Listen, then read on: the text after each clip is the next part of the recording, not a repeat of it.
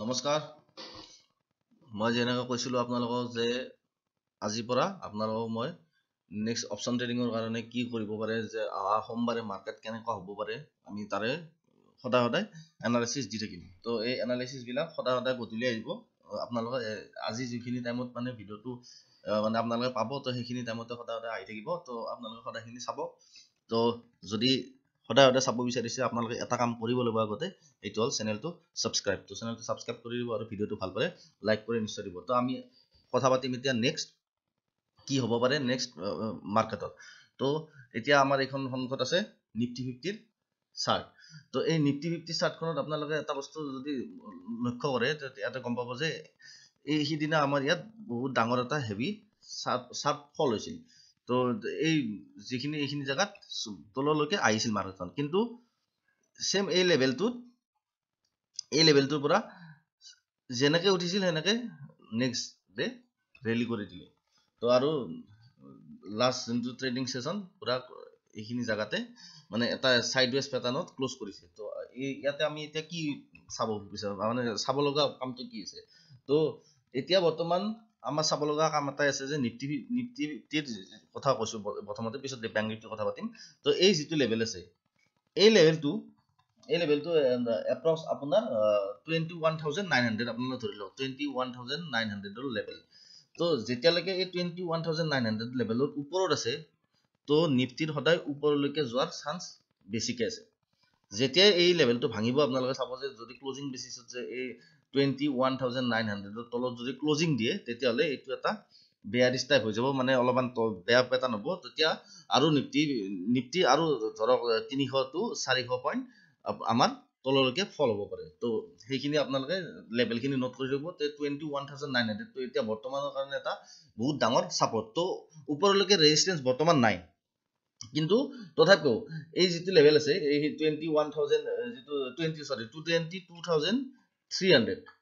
যিটো 22300 লেভেল এই যদি পাৰ হৈ যায় ন তো নিফটি 50 আৰু 22500 বা 22600 লৈকে যাব পাৰে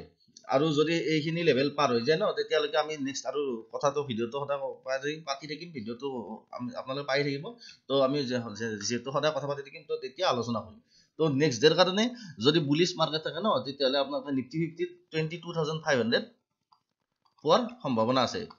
আৰু যদি সাইডৱেজ থাকে তো ইয়াতে আৰু হয়তো দুই একদিন কটাবও পাৰে কাৰণ যেহেতু এটা ডাউনফলৰ পৰা ওপৰলৈকে উঠি পেলাই অলপমান ইয়াত সময় কটোৱাটো এটা ভাল চাইনে মাৰ্কেটৰ যদি এটা বস্তু মনত ৰাখিব যে বহুত হেভি ফল হ'ব নালাগে যদি হেভি ফল হয় তেতিয়ালে এটা মনত ৰাখিব যে এই 21900 ৰ যিটো লেভেল আছে ন এইটো ভাঙিব নালাগিব তো এইখিনি আপোনালোকে চাব আৰু ওপৰত আপোনালোকৰ লেভেল ইয়াতে আছে যে 22300 তো এইটো ওপৰলৈকে হল আপোনাৰ ৰেজিস্ট্যান্স আছে ৰেজিস্ট্যান্স এৰিয়া বৰ্তমান যত আমাৰ এতিয়া মাৰ্কেটখন আছে এইটো হাইটৱে এইটো হয় তো আপোনালোকে চাব বিচাৰিছে আপোনালোকক দেখাই আছো বৰ্তমান আপোনালোকে চাব পাৰে যে এইটো দেখিছেনে 22995 যদিও 22995 দেখাইছে মানে 300 তো এইটো এটা লেভেল হয় তো এই লেভেলখিনি আপোনালোকে নোট কৰক আপোনালোকে নোট কৰিলে আপোনালোকে কাৰণ নেক্সট মানডে ট্ৰেড কৰিব কাৰণে ইজি হ'ব তো আৰু সবতকে ডাঙৰ কৰা ভুল হল কি আমাৰ মানে বিগিনাৰ্স বিলাকৰ পৰা ভুল হল কি মই এইখিনিও কৈ যাম আপোনালোকক ক'ব লাগিব কাৰণ বহুতে লছ কৰি আছে মই জানা তো এই সাইডৱেজ থকা মাৰ্কেটত সদায় ট্ৰেড কৰিব গৈ পেলাই লছ খায় আপোনালোকৰ যদি দুই দিন কন্টিনিউয়াসলি যদি প্ৰফিট হৈছে ন আপোনাৰ 3 নম্বৰ দিনাটো আপোনাৰ মোৰ মতেতো ৰেষ্ট দিব লাগে তো সেইদিনা কোনো ধৰণৰ ট্ৰেড কৰিব নালাগে মাৰ্কেটখন ওয়াচ কৰি ৰাখক আৰু মাৰ্কেটখনটো আপোনালোকে যেহেতু মাৰ্কেটত কাম কৰি আছে তো মাৰ্কেটখনৰ বিষয়ে জানিব লাগিব তো লেভেলছ বিলাক নোট কৰক লেভেলছ বিলাকৰ মতে তো এই এতিয়া বৰ্তমান মই আপোনালোকক কথা কৈছো যেতিয়ালৈকে নিফটি এই 21900 বা আৰু ওপৰলৈকে 22300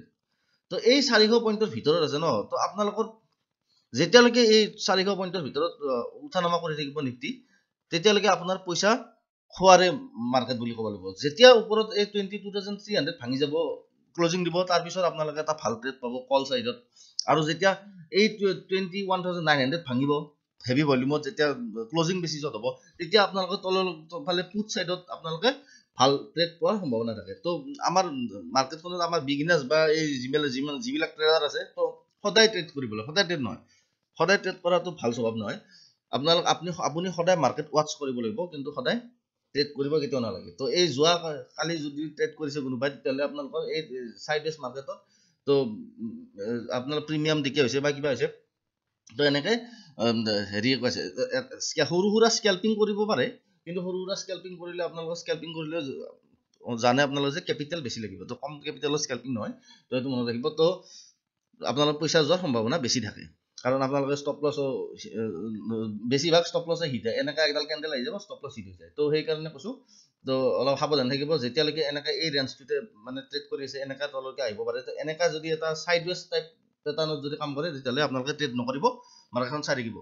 ওপৰত 22,300 ভাঙিব দিব আকৌ এবাৰ কৈছোঁ তেতিয়াহে আপোনালোকে ট্ৰেড কৰিব পাৰিব তো নিফটি ফিফটিৰ বিষয়ে আপোনালোকৰ ডাউটটো ক্লিয়াৰ হৈছে তো আমি এতিয়া কথা পাতিম যে বেংক নিফটিৰ বিষয়ে তো বেংক নিফটিৰ চাৰ্টখন আমি লৈ আহিছোঁ তো চাওক বেংক নিফটিটো আপোনাৰ এইটো শ্বৰ্ট টাৰ্মৰ এটা চাৰ্ট আনিছোঁ অলপ পিছত 1 আৱাৰৰ চাৰ্টখনো দেখাম আপোনালোকক তো লেভেল মাৰ্ক কৰি থোৱা আছে আপোনালোকে ইয়াত চাব পাৰে যে নিফটি বেংকৰ মানে কথাটো হ'ল কি অলপমান বেছিকৈ পৰিছে পৰা ৰিজনটো এটাই কাৰণ মই কৈছোঁ এইটো বেছি দিনৰ কাৰণে নহয় বন্ধুসকল কাৰণ চাব এই বছৰটো যেতিয়াই নহওক কি ৰেট কাট হ'বই আৰু যেতিয়া ৰেট কাট হ'ব এই বেংকিং এণ্ড ফাইনেন্সিয়েল ছাৰ্ভিচবিলাক পুৰা উঠিব তো সেইকাৰণে তাৰে আগৰে এইটো এটা ধুমুহাৰ আগৰ এটা যে হেৰি কাৰণে শান্ত পৰিৱেশ আহে তো সেইটোৱে যেন লাগিছে মোৰ বেংক নিফটিত তো অলপমান সাৱধান থাকিব যে তলৰ ফালে যেতিয়া যাব ন তো পুট ছাইডত আপোনালোকে কেৰি এইবোৰ কৰা চিষ্টেম নকৰিব যিহেতু MPC মিটিঙো আহিছে তো এই MPC RBI মিটিং হওক বা গভৰ্ণমেণ্টৰ US ফেডৰ মিটিং হওক তাৰে আগতে কেতিয়াও কেৰি কৰি কাম নকৰিব তো অন মাৰ্কেট কাম কৰিব পাৰে তো সেইদিনা চাব পাৰে আপোনালোকৰ যিটো হেৰি হৈছে তো বেংক নিফটিটো ফুৰিছে আৰু বেংক নিফটি অলপমান ডাউন ট্ৰেণ্ডটো সাইডৱেজ পেটাৰ্ণত আছে তো যি কি নহওক এতিয়া ইয়াতো পইচা বনা নাই বৰ্তমান তো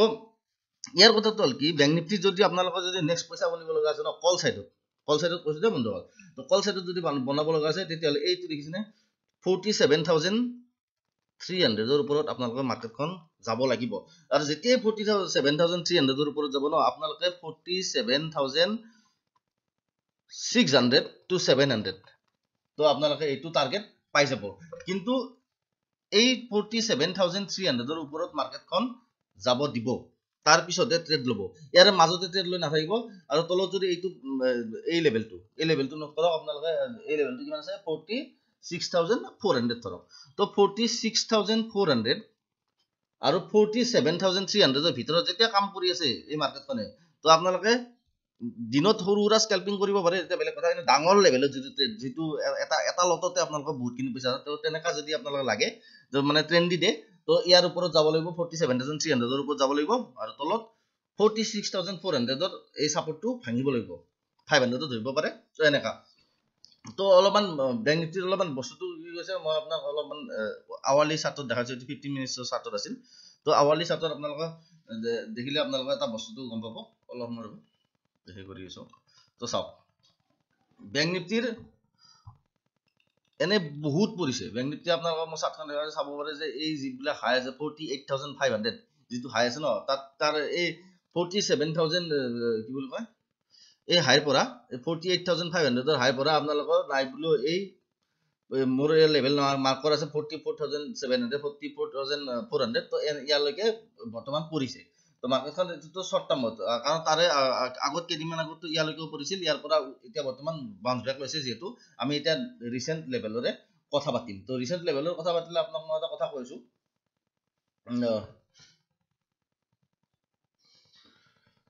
তো এতিয়া আপোনালোকে তো লেভেলছখিনি গম পালে আৰু ইয়াত এইটো লেভেল দিয়া আছে 48,300 এইটো এটা লেভেল মাৰ্ক কৰি থওক বন্ধুসকল যেতিয়াই আপোনাৰ এই 47,300 ভাঙিব আপোনালোকে ইনষ্টেণ্ট টাৰ্গেট পাব 47,500 to 600 আৰু যেতিয়া এই 500 আৰু 600 এই লেভেলটো ভাঙিব ন আপোনালোকে তাৰ পিছত ডাইৰেক্ট আপোনালোকে এটাই লেভেল পাব সেইটো হ'ল 48,300 তো ওপৰলৈকে যোৱা চান্স আছে মাৰ্কেটখন যিহেতু ইলেকশ্যন বতৰো আহি আছে আৰু মোৰ মতে আৰু যদি তললৈকে আহে খুব বেছি আপোনালোকে কিমান তললৈকে আহিব আপোনালোকক মই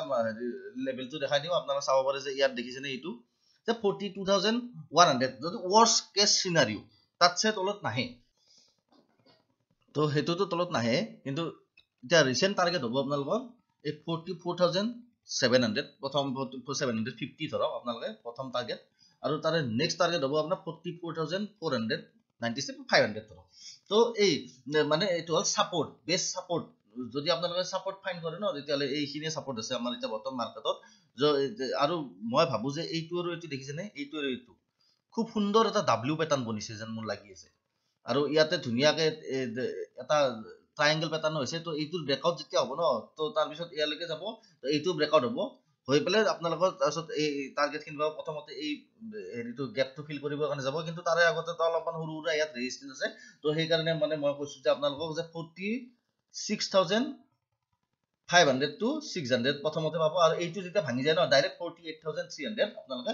টাৰ্গেট পাব ওপৰলৈকে যায় তো ওপৰলৈকে যোৱাৰে চান্স বেছিকে আছে আৰু যদি তললৈকে আহে ন তো এইখিনি লেভেল যদি ভাঙি যায় ন কেতিয়াবা যে বাম্পাৰ তললৈকে আহিব বন্ধু অকল তো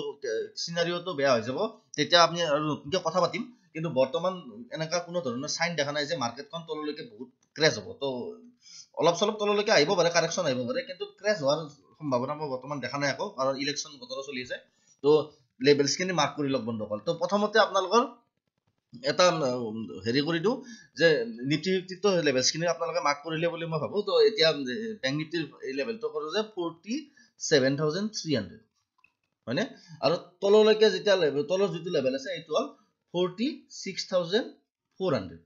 তো ইয়াৰে মাজত যেতিয়া থাকিব ন ইয়াৰ মাজত থাকিলে আপোনালোকে ট্ৰেড নকৰিব নকৰাটোই বেটাৰ এই লেভেল দুটাৰ কোনবা এটা ভাঙিব দিব যে তললৈকে যদি ভাঙে তেতিয়ালে তললৈকে তলৰ আপোনালোকে ফুট ল'ব পাৰিব আৰু যদি ওপৰত 47,300 ভাঙে তো ওপৰলৈকে যোৱা আপোনালোকে কল সাইডত যাব পাৰিব তো এইখিনি আপোনালোকৰ